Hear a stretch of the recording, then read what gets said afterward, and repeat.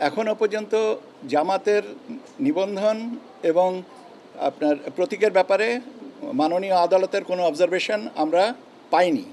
Observation পাওয়ার পরে এ বিষয়ে আইনগতভাবে যেটা প্রযোজ্য সেই অনুযায়ী ব্যবস্থা নেওয়া হবে। দ্বিতীয়টা হচ্ছে যে আপনার জনাব ইশরাকের ব্যাপারেও আমরা মাননীয় আদালতের কোনো নির্দেশনা এখনও পাইনি। কিছু অবজারভেশন এবং নির্দেশনা যেটা আসবে আমরা সেই অনুযায়ী আমাদের এখান থেকে ব্যবস্থা নেওয়া হবে। এই হচ্ছে আমাদের কাছে সর্বশেষ অবস্থান। আমি প্রতীকের ব্যাপারেও তো বলেছি যে আইনগতভাবে যেটা প্রাপ্য সেটাই তারা পাবেন।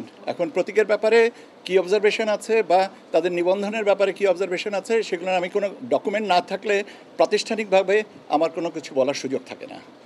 ধন্যবাদ আপনাকে। ব্যাপারে স্বাধীনভাবে আপনাদের কাজ করতে বলেছে, আপনারা কোনো আমি আপনাকে আবারও বলছি যে আমি কোনো কাগজ না পাওয়া পর্যন্ত প্রাতিষ্ঠানিকভাবে আনুষ্ঠানিক কোনো বক্তব্য দিতে পারবো না, সেটাই ঠিক আছে।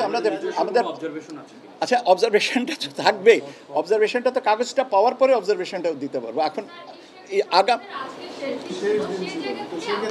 আমরা শেষ দিন কি শুরুর দিন এটার ব্যাপারেও আমার একই কথা যে আমরা যতক্ষণ না পর্যন্ত একটা কাগজ আদালতের থেকে পাচ্ছি ততক্ষণ পর্যন্ত এই ব্যাপারে মন্তব্য করা থেকে বিরত থাকতে হবে। ধন্যবাদ। আইনগতভাবে কোন দিকে গড়াবে সেটা হচ্ছে যে কমিশন সিদ্ধান্ত নেবেন। এই কমিশনেরও তো একটা নিজস্ব সিদ্ধান্ত নেওয়ার পরিস্থিতি আছে। কাজে আইন আচ্ছা, কাগজটা না পেলেই নিব কি করে? আচ্ছা, আপনি আপনার প্রশ্নটাই আপনাকে আমি জিজ্ঞেস করি, আজকে কি নেওয়া কাগজ না পেলে কি নিতে পারবেন আপনি?